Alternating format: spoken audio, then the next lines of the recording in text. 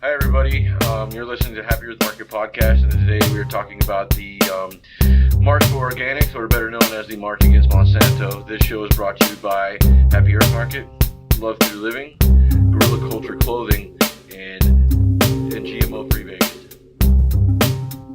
Hi, my name is Anthony Foresta, and I'm listening to Happy Earth Market Podcast. This is Nick Brannigan of Glock Bottom, and you are listening to the Happy Earth Market Podcast. Well, welcome to Happy Earth Market Podcast, everybody. I'm Nathan. I'm Sam. And in our impromptu studio we have... Anthony Foresta. And? From where? Anthony Foresta, tell us about yourself. Oh, okay. In case you didn't know, Nick. And I'm Nick Brannigan. We're here for the Las Vegas March Against Monsanto, showing some solidarity. Yep, for organic food. It's really cool that we have a spot this year to do it at, and I'm excited, man. Yeah. I was excited the day you brought it to me. I'm like, no way, I couldn't eat. And for me, I was just like judging all these people out here and just excited to have it in front of our store, man. It's a great space, and it's a historical site in Las Vegas, so why not? That's awesome. This is the oldest shopping center in Las Vegas. And I don't know if you guys know the story or the history, but so we sat down with...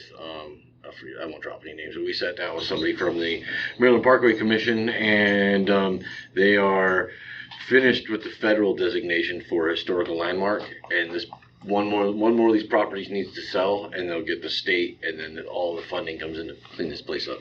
Nice. And so it's sticking around. Yeah, so to restore it to what it looked like, because once you get that historical marker, it all has to be restored to what it looked like when it was originally built. So I hope that happens, and I'm excited for it. Yeah. There's no reason why it shouldn't happen. People are really excited about it happening and want it to happen and working to make it happen. So it'll happen. It should be awesome. There's actually a lot of redevelopment going into Maryland Parkway right now. Like they're working on a light rail. So that's going to be awesome. Like, and it's a 2-car trolley train. So it'll be, 2 lanes of travel for cars, the trolley train, a bike lane, and then a sidewalk. So what that does is just change the whole dynamic of the neighborhood, and actually adds a lot of class, and a lot of businesses will spark up around that, because if you didn't know, like Maryland Parkway is the only true urban identifier in Las Vegas, because it has over 7,500 people per square mile. Really? Yep. That's interesting. And it's the fastest way from the airport to downtown, so it's like the main thoroughfare for lots and lots of things. I didn't know that either until we went to the Maryland Parkway Coalition meeting, which was interesting. Nice. It was really interesting. I had no idea. Me either. I had no idea. But I believe it. It's cool. I do have some awesome news. Did we start talking? Yeah, go ahead. So the Island Grill, so it's a bar, it's a dive bar across the street. We've talked to them about potentially capitalizing on March Against Monsanto. And saying, hey, if you guys have some kind of organic, vegetarian, vegan options, people will see that and maybe come across the street and have a drink, have a cocktail and some organic food after the march. So they're really excited about it. They're responsive. They're pretty responsive and excited about the whole concept and the idea. Really want to do it. Nice. And I think that would be a good first business for us to convert. You know what I'm saying? Because there's a lot of businesses that are new already with this idea, but we don't see too many that are changing the way they're doing it. Right. And so if we can capitalize on them with this march, I think it might be groundbreaking for a lot of people. We were just at the liquor store right now and told them about it, told them how many people are going to be here. They're like, give me a list of organic stuff I need to get. They were all about it. Did he say they have organic Cheetos, or did I hear him wrong? I thought when we mentioned organic, we have organic Cheetos. And I said, I didn't even want to ask. But if you guys didn't hear that, I'm assuming I heard wrong. They do have organic Doritos now, though. Right, that's what I was going to say. I've seen those. And they're good. They're not bad. You remember what Doritos tasted like when we were kids? The plain Doritos without any chili cheese or whatever on them. That's what they taste like. Oh, interesting. Yeah, they're okay. Back to the old days. Yeah. It's funny how the junk food back then tasted pretty good. Like Pepsi, I remember, had its own taste, and they just have not duplicated it. I assume they have new Pepsis now, but I won't touch this stuff now. But back in the day, I do like the pure sugar sodas, like there's sugar and not Hanson's. Yeah, no, like the The ones that are made with real sugar, like the ones you get in the bottle from Mexico, they're just so good.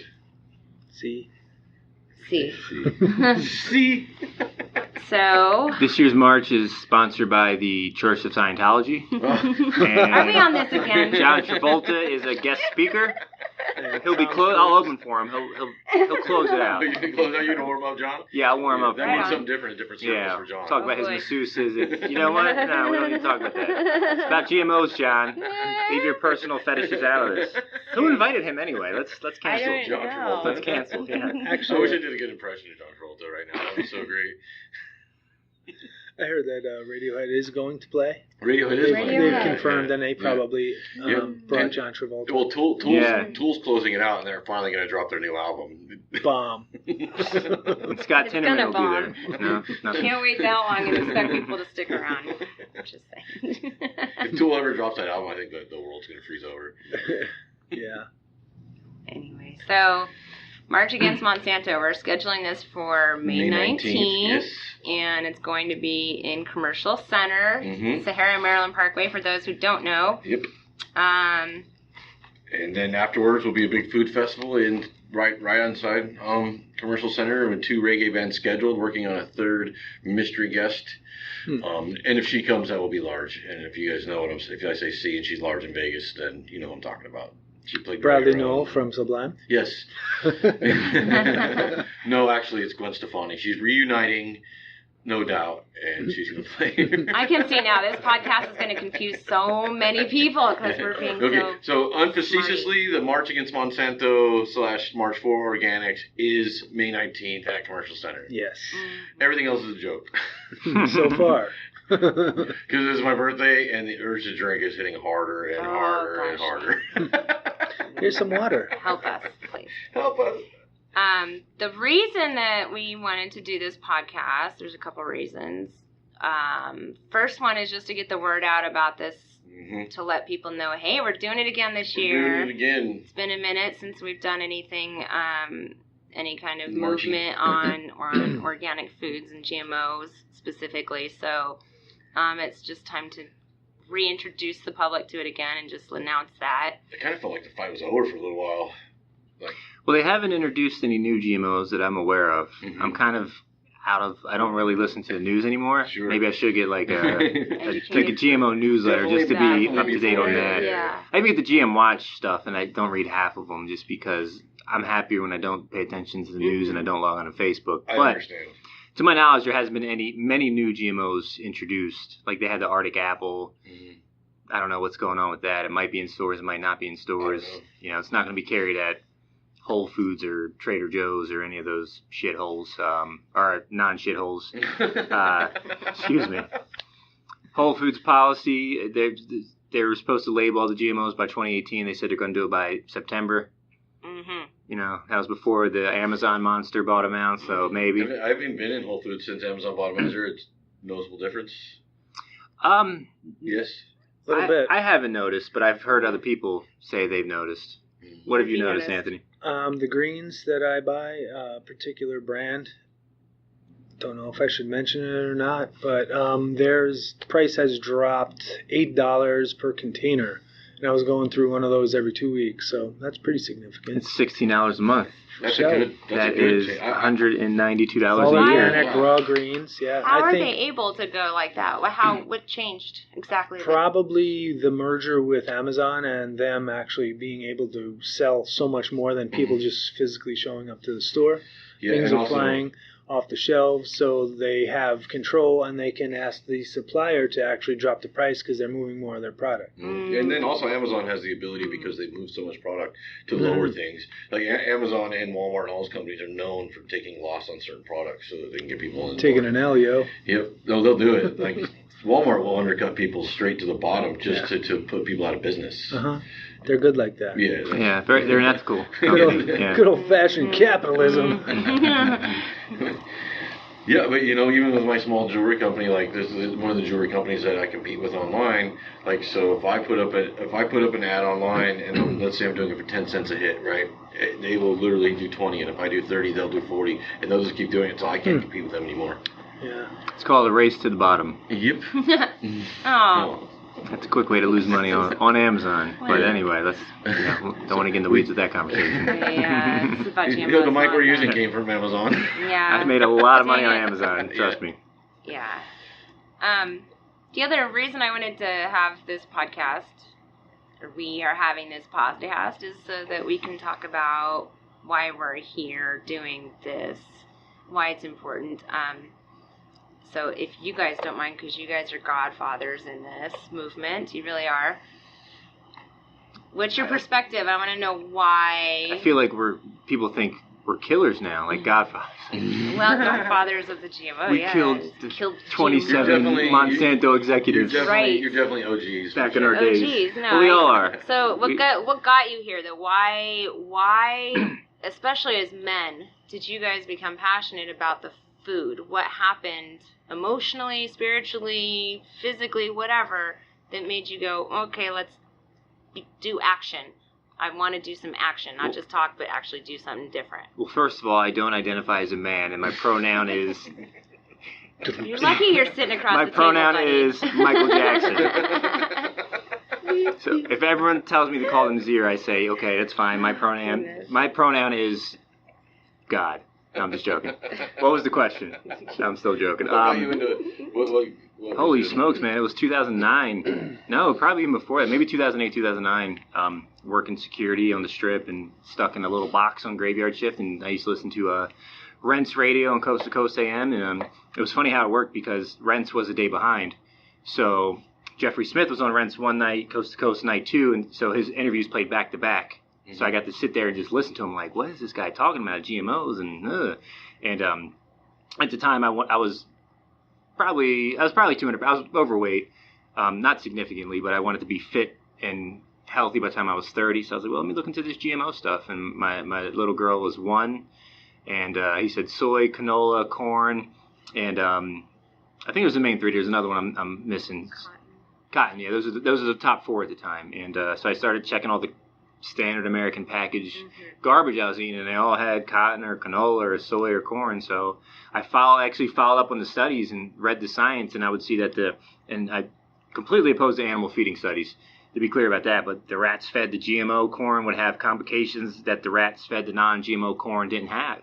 And I kind of learned the science and how to read the studies, and so I had to stop eating it and transition into organics.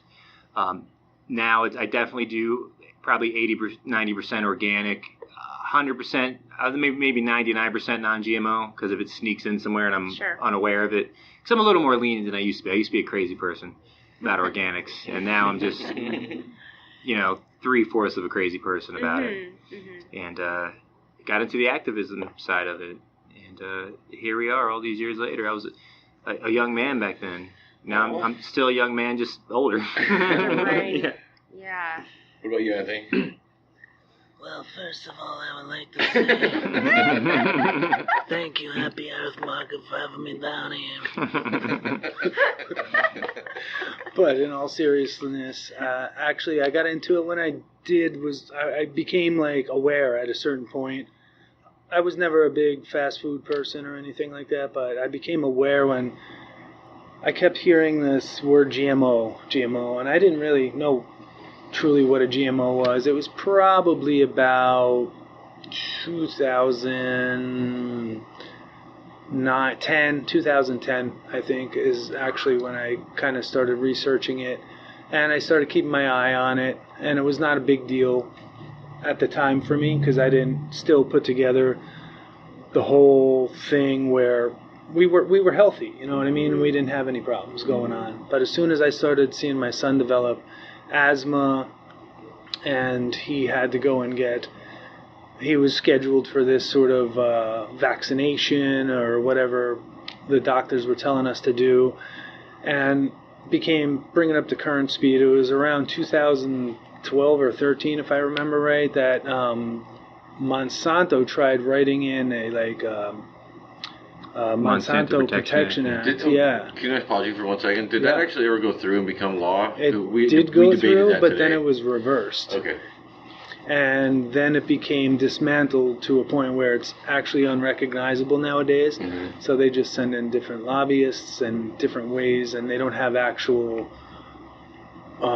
legislation that's their name is connected to anymore because that was a pretty dumb move on their part. Sure. And, you know, from there, slick Is that business legislation written by Alec?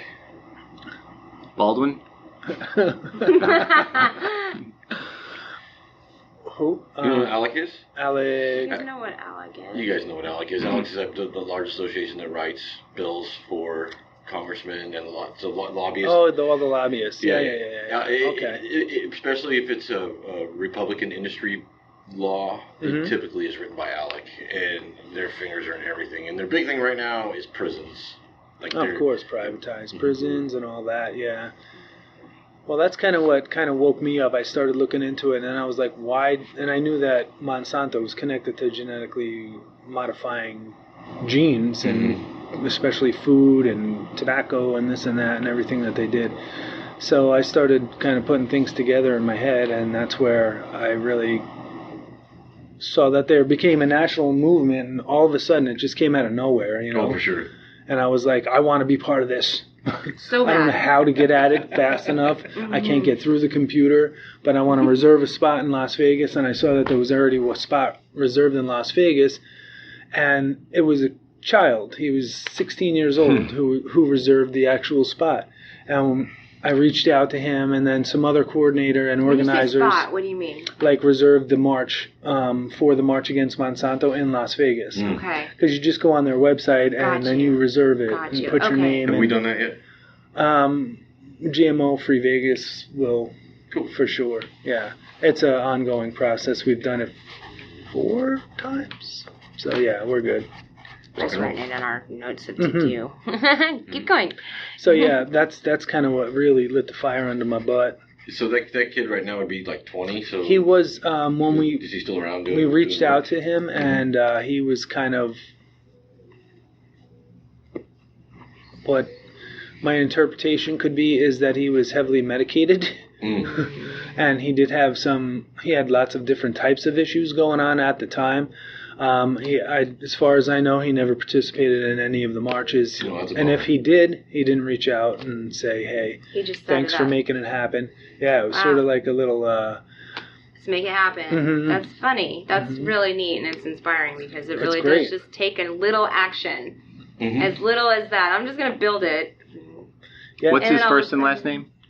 And I do remember there's already like maybe several thousand RSVPs just from him setting it up Yeah. before anyone That's took great. it over. I know I RSVP'd, and then we came together collectively as a group, and we reached out, and Became yeah, it was a very community. short conversation with the kid, and he, I think, was not in a good way at the time, and we followed through with the rest of it, the momentum Cool. that he set first up. though. That's amazing. Yeah. Yeah. All the momentum he set up, Mm-hmm. we followed through.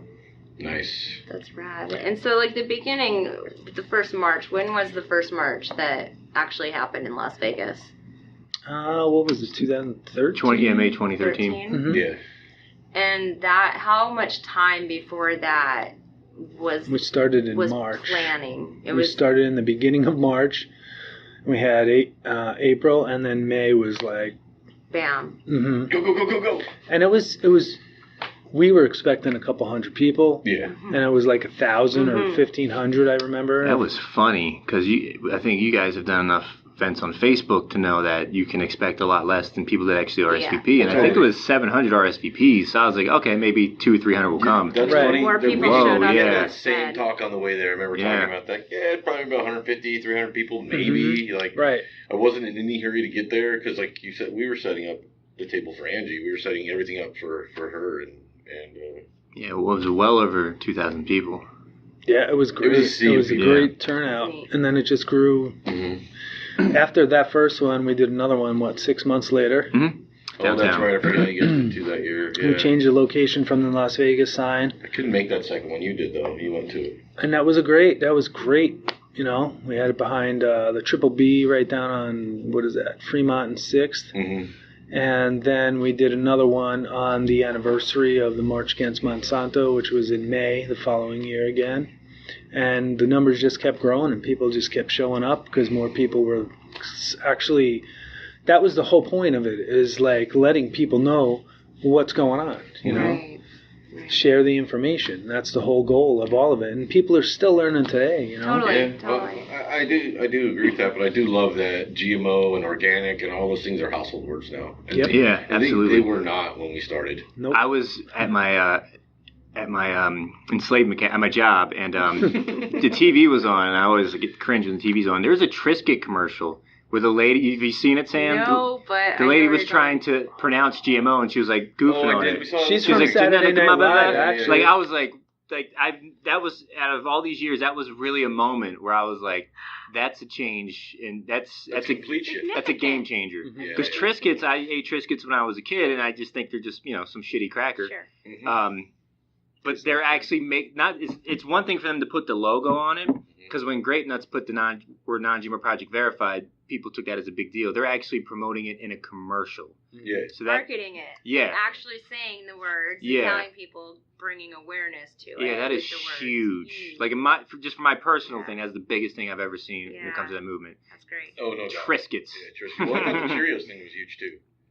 Well, they didn't really follow through on They it. were- They were yeah. bullshitting on it, but it was still big at the time. But yeah, this is it's amazing. 5 years later, Triscuits actually hiring a comedian and doing commercials, Yeah, promoting it, making it part of their marketing. Yeah. That's what we're going to celebrate. Yeah. I had a big significant moment when I went to 7-Eleven on the go. We were headed out of town or something, and I went to go get an orange juice. I knew it was going to be a shit one, but whatever, I need it. Oh my gosh, there's a 7-Eleven label organic orange juice. And it was Yeah. cheaper than the stuff that was next to it, the Nestle brand, whatever it is. Mm-hmm. And my heart fluttered because I'm like, here, 7-Elevens are in every neighborhood, from the lowest poverty ones to the richest ones. Doesn't matter. 7-Elevens are everywhere. And if any person can go in there and buy an organic anything, Yep. that's so significant. Because before, when we were first starting this fight, people who don't have money could not afford organic anything. Mhm. There wasn't That's much, rich period, man anyways. food Yeah. there, and now it's like, well, shit, you can go to 7-Eleven and buy an organic item in any neighborhood. To me, that said that's going in every class now. Mhm. It's out there. And how funny that you have to just label it organic to fight for what was already originally Already there. And this was the original form of food until these big corporations, especially chemical corporations, came in and started intervening, stripping the soil of all the nutrients. Why? Chemicals. Fertilize. Put this on there. One of my favorite protest signs that we made was before GMOs, all food was organic. That's right. Exactly. Like, oh. And then people get mad. They talk to you about, like, I've had people make arguments several times about food splicing, and like even corn is not anywhere near what it was Hybridization. hybridization. But there's a big difference between that and blasting frog DNA. Yeah, maybe you guys want to talk about that, maybe for some of those listeners who really don't quite understand the difference between... Yeah, it's quite simple. The term GMO should actually be called transgenic, because they're taking foreign DNA from bacteria and putting it into DNA of plants. Yes. That can never happen in nature. Versus the hybridization is taking related DNA. So if they're making corn to what it is today, they're just messing with the DNA that is already in the corn. They're not taking bacteria and introducing it. Yeah, so that's what we call a traditional hybridization or a selective breeding. Sure. Versus transgenic is when the roundup ready corn, the BT stuff, that's all transgenic. So that's the main difference. It's just the fact that it's called GMO. It's easy for people to say. Like the owner of the restaurant that's done a lot of work. Him and I had a meeting one time, and he was like, "Well, everything is GMO, even if it's organic." He's a lawyer, so he's really going off definitions. And after I left the meeting, I was like, "Son of a bitch! I should have told him it's transgenic, because that is the main difference." Sure. It's really simple to understand. It's just that was a great breakdown. Yeah, you have to kind of look into it. But I can understand for people just it's a great question, because people just hear GMOs and they hear some one of those people that, I don't want to say pro-science because we're all pro-science, but the people Sure. that pleasure themselves to the word science. Because that's what they do. They're weird. But that's their main argument. Everything's been GMO since the beginning of time. No, everything has not been transgenic. It's a natural occurrence. That's only happened since Cross-pollination. 1996. Cross-pollination has been going on for millennia, as long as food's been growing. Yeah, exactly. There's nothing you do. And cross-pollination, what it does is it becomes another species, but naturally, through nature, without Through chemicals. evolution. Evolution, Yeah, yes. yeah. But even like the walnut tree, right? Like they spliced that with an oak tree so that they could shake the hell out of it, Yeah. right? Isn't that how they do it? I always shake the hell out of my walnut tree. That's what she said. And walnuts are super healthy. But anyway. Full of omegas. Well, cool. Yeah, do you guys want to... Well, why don't you guys talk about how did you get into this? Have you talked about it on the podcast before? We have several times. Okay. Yeah, we have several times, but it was simple. Our son was sick, and we didn't know what to do, and we were overweight, and all these things. But mainly, our son was sick, and so Super sick. I don't know how. I don't even think we stumbled on a documentary. You just started doing your homework, right? Right. Well, so what started it was we watched a movie called Bag It. That's true. It's all about plastic, and I learned in that movie that a lot of the food we were eating actually contains plastic in it, and that plastic causes a lot of problems in our body. And so, I think. Oh, come on! No, go ahead. Silence your cell phone. I think from there it just kind of spiraled into learning the word genetically modified. Oh, what's that? I got to Google that now. And then going, oh, well, maybe this is what's wrong with my kid. And then, sure enough, that's what was wrong with my kid. And then we took it away, and all the stuff went away. It was great. Somehow we got a copy of Jeffrey Smith's Genetic Roulette, and I was like, oh. And actually, it all made sense. Once we eliminated all this stuff, it really got, and I won't say 100% organic is impossible, so we try to do that at our house. We've never been able, we're only going to restaurants that serve organic because you can't even find that. You know what I mean? There's only a couple in Vegas. Especially in our side of town. There's only a couple in Vegas anyways. And so we just, at our house, just started making organic food as much as we could, you know what I mean? And then before we knew it, our son wasn't sick anymore. He went from six allergy medicines to 0 in under a year. Just from getting off of us, just switching to organic. Just from diet, and more, and also has to do. So he started eating organic, so we started a lot more plant-based diet, to where the meat portion was smaller than the vegetable portion, and you know what I mean. And so we just started working that way, and it ended up working. And he was well because he was sick for years, and we couldn't figure it out. You know what I mean. And finally, an allergist said, "Look, this is everything you're allergic to," and it was everything we were eating. You know what I mean? And it was like you're literally killing our kid with food.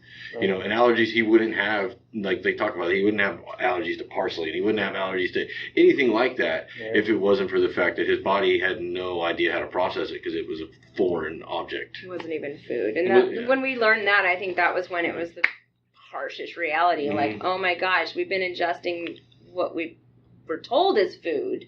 Yeah. But it's not really food because our body's not recognizing it as such because it's changed. Chemicals. Yeah, especially the corns and stuff like that. Corns are registered, right? Just registered pesticide. Well, yeah, with the corn too, not only is it Roundup Ready, it has the BT toxin, it's treated with neonicotinoids. After they harvest it, they spray a fluoride pesticide on. That's just 4 that we know of. And they're all very harsh. Yeah. Like, what the fuck? Like, come on. What's the point? And the other thing too that bothers me is the bug aspect. Yeah. I'm an earth lover, and that means I love bugs too. I welcome them because they're part of our ecosystem, and I understand the importance. Need bugs. We need them. So much we need bugs. Yep. And to kill them off, they're gross. And weeds as well, because weeds are also there to protect whatever you're planting. And the whole cycle of killing is just ugh, why are we doing this? Around our plants, we try to, and I don't even know what the word is, I know there's a word for it, but we try to work with it so that everything around is kind of working together. Permaculture. Yeah, permaculture, from the weeds to the ants, to everything's doing their job. You know what I mean? So that we're living within that too, this conversation about doing that never would have happened if we didn't get into the organic food movement. Right, all of us. And all of us. And I keep screaming that the social change that exists right now, to me, stems from the organic food movement. Because then people started going, well, oh, the food, and oh, the plastic, and it just spiraled into this slow awakening of consciousness that people are like, you know what? No, I don't want my straw going in the ocean anymore. And no, I don't. You know what I mean? And as an American, we no longer can say we're just going to gobble up everything. No, we have the responsibility to be conscious consumers because we're the largest consumers in the world, and what we do matters. We can't just continue to ship our trash to India. We have to be conscious consumers, and if it doesn't biodegrade, then we got to think of another way. Yep. It's too late for people to tell me, oh, this is just the way it is. Well, then fuck off and get out of the way, because if we don't change it, it's just going to go away. We're all going to. Other countries have figured it out. Honestly, we've in this country in particular, and I love this country, and I love. I do too. All the people that go out and represent this country and put their life on the line for it, but we've become a nation of consumers. Period. Yeah. You know, and they find ways to sell us their product, and we're always there, but we've been dumbed down through food process, through water. I mean, look at just take your municipal water source, and I mean, all the chemicals that are in there is enough to probably kill small animals. Oh yeah, that's right, that happens all the time. It does. And they live in the water. Yeah. So what's it doing to us? Right. And when people have a disconnect, they think that we're not in the ecosystem, but you absolutely are. You can't get away from that. And what you ingest and what you digest, for lack of a better word, it's all coming back to you either way. You know what I mean? Yeah. Well, you know, it's easy to be so disconnected too, because we're all living in this concrete place, inside boxes. We drive around inside boxes. We look at boxes. We talk on boxes. We listen to boxes. This whole disconnection from, you know, even understand. And we buy all of our food in boxes. Everything is like that, and that's what's created this disconnect. We don't have an understanding that we are earthlings anymore. We just don't even know it anymore. We're done. We've been so manipulated that we've completely forgotten that we are earthlings that coexist with other earthlings from all species. And, you know, it's really sad. And everything else that is alive. Yeah. Everything else that is alive. Everything that's alive. Yeah. You know, I got some friends in LA who, like, you know, the pig farms, right? All the pig farms send to this one slaughterhouse in Los Angeles, and if you don't know, the pigs are they don't feed them. Once they get on those trucks, that's it. They don't feed them, and sometimes up to a month. And they're so heavy from all the hormones and everything. Like they'll fall over and break their legs, and now they're on a broken leg and they're all pissed and shit, and starving and thirsty and no water, and so these activists go to those slaughterhouses almost daily and feed the pigs their last meal. Rightfully so. They do that here now too. There's a place on where we were driving by where all those used car dealerships are, west side of town, Desert Inn, Desert Inn, Spring Mountain area. There's a chicken place where they ship the chickens in live every Saturday and they slaughter them on the spot for people. So every Saturday morning at 7:30 a.m. a bunch of animal rights activists go out there and wow. Yeah, they I don't know if they necessarily feed them or what exactly they do, but it's more just to make the business aware, like, hey, we're here and we disagree with this.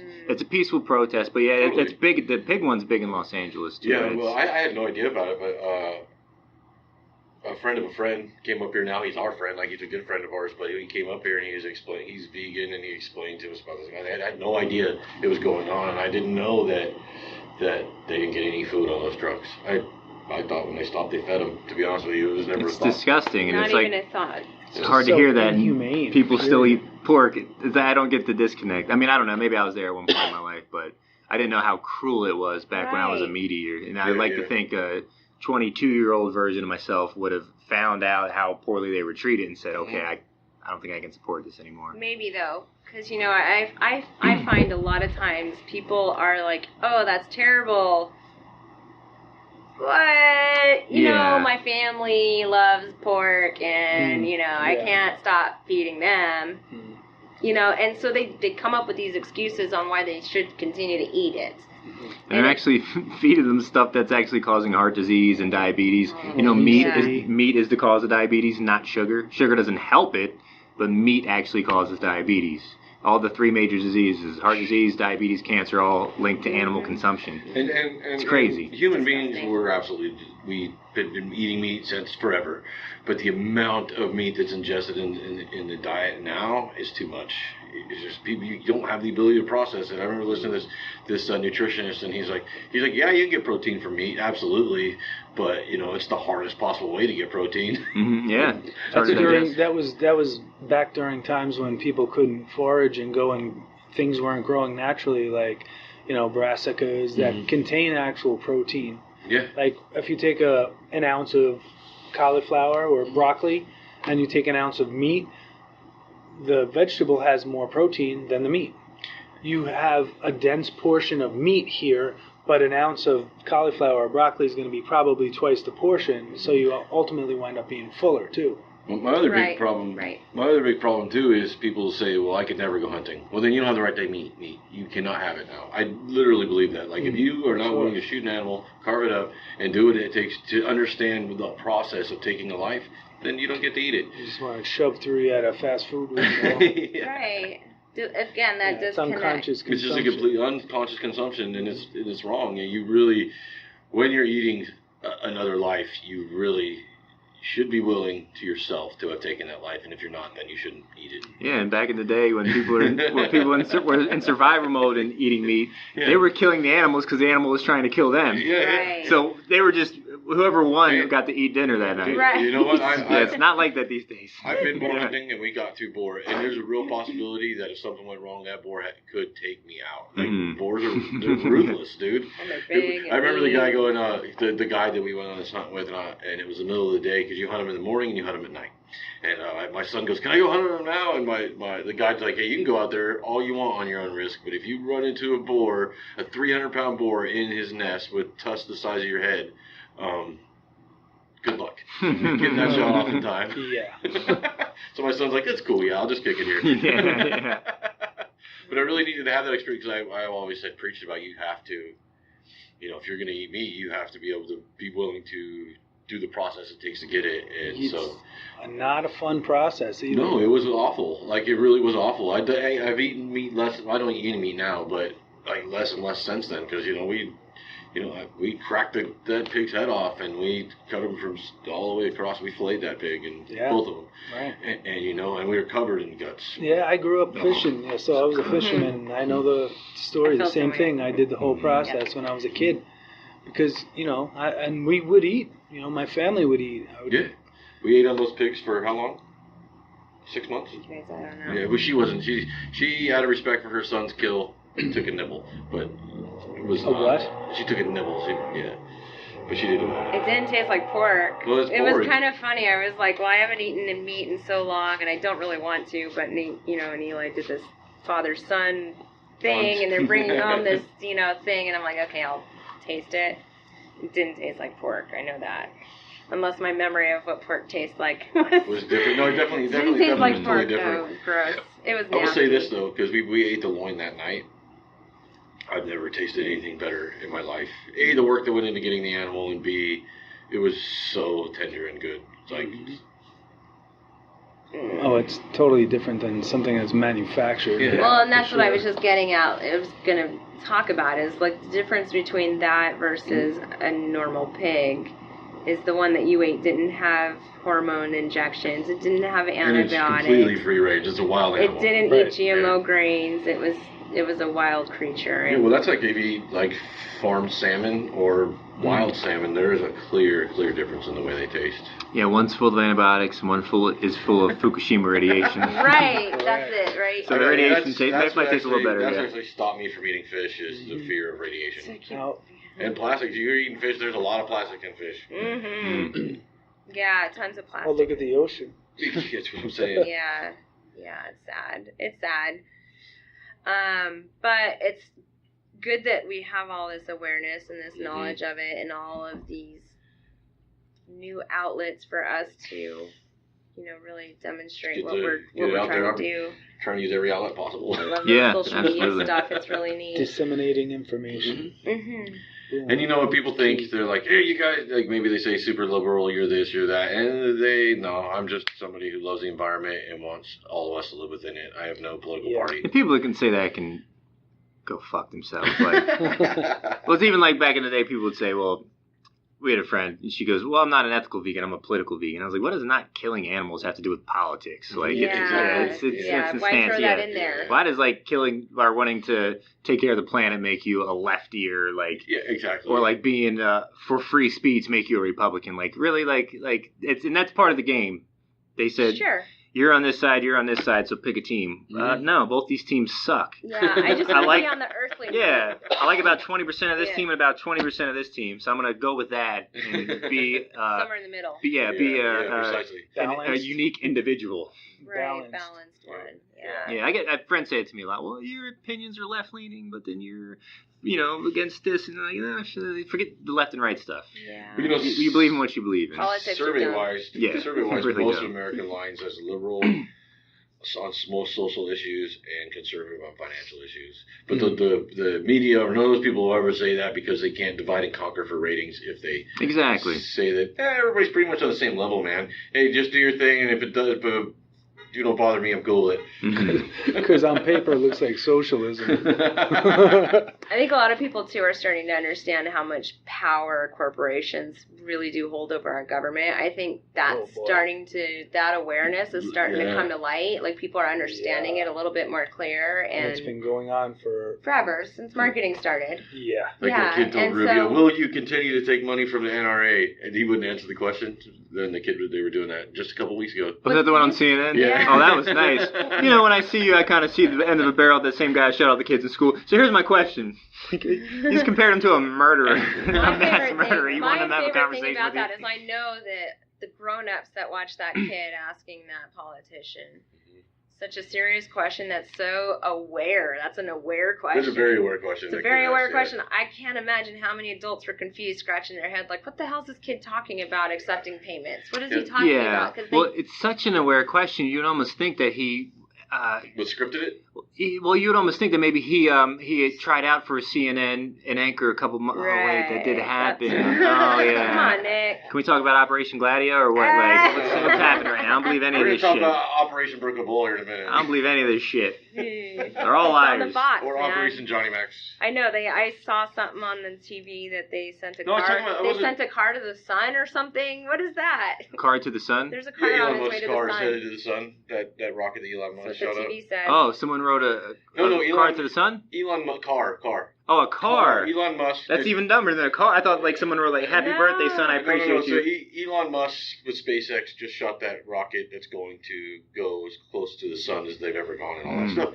And so, but because he's Elon Musk and he can do whatever he wants, he put his personal Tesla on the front of the rocket. Well, at least that's what the picture... Oh, wow. I mean, I've seen a lot of great movies. It's awesome! And there's this neat technology called CGI. I don't know if you guys have seen it or heard of it, but it's fucking cool, right? Consumer generated. They can put the most amazing, unrealistic shit on a TV, and it looks real. Right, sure. Like, you don't think it's real? I believe it. Oh, wait, that reminds me of something. What was that called? Photoshop? right. I mean, if it is real, if he's just wasting Teslas, he owns Tesla. I'll take one. Yeah. 2 rockets landed. Come on. Elon Musk is my superhero. You guys think The car. No, I have nothing. I'm not I buying like it. And the charging, like, you're funny, and the Sam. charging How can you not buy it? station. No, I'm really not buying this I one. tweeted Elon Musk about 4 times a week. One day he'll answer. My favorite Elon Musk clip is when he's doing a Q&A and people are just asking the dumbest questions. One lady's like, can I come up and give you a kiss? And he's like, no, do you have a question? And another lady's like, well, you want to diversify this. How come you don't have your Tesla, your SpaceX in other countries where people aren't all white? He's like, well, it's a national security issue, and America won't let me put these in other countries because of the national security issue. Well, how come? No, it's like, come on, like, this is one of the most amazing, genius people in the world, and you're asking them stupid SJW, liberal, dumb. Shouldn't have called her liberal. No, SJW is fine. SJW. SJW is fine, yeah, because there's a group of people that take it way too far. Yeah. Do you know what SJW stands for, Anthony? No. Social Justice Warriors. There you go. Oh, I thought it was Social Jack-Off Warrior. No, I know. No, I'm just being mean now. I'm being mean now. Well, It's been great. Thank you guys for coming on the show.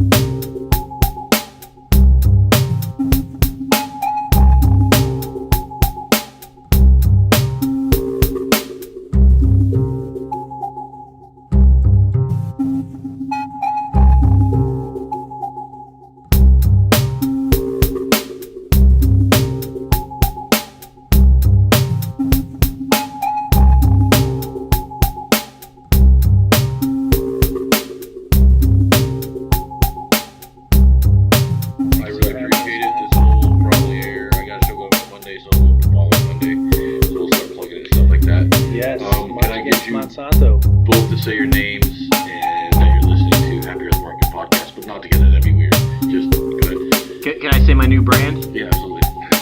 This is Nick Brannigan of Guac Bottom, and you are listening to the Happy Earth Market podcast. Go ahead. Is that real? It is. I rebranded the non-GMO kitchen to Guac Bottom. I love it. Thank you. Everyone loves it. I'm so happy. Cute. Hi, this is Anthony Foresta, and I listen to Happy Earth Market. And you're listening to. And you're listening. Yeah, yours in the You can audience. say I'm listening if you want. Yeah, or I'm listening. Thank you. You're speaking to the audience. So. All right. Hi, my name is Anthony Foresta, and I'm listening to Happy Earth Market podcast. Yeah. Yeah, I'm listening. Yeah, I am. I tune in. Hi, everybody. This And if you're hearing it, you're listening too, right? Actually, I'll do it later. Hi, everybody. You're listening to Happy Earth Market podcast. Today we're talking about the March for Organics, or better known as the March Against Monsanto. This show is brought to you by Happy Earth Market, Love Through Living, Guerrilla Culture Clothing, and the GMO-free Vegas. Thank you. Happy birthday, brother. Peace. Thank you.